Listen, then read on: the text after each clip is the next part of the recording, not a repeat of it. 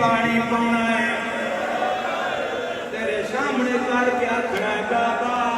اج بڑی گرمی آ پانی پینا ہے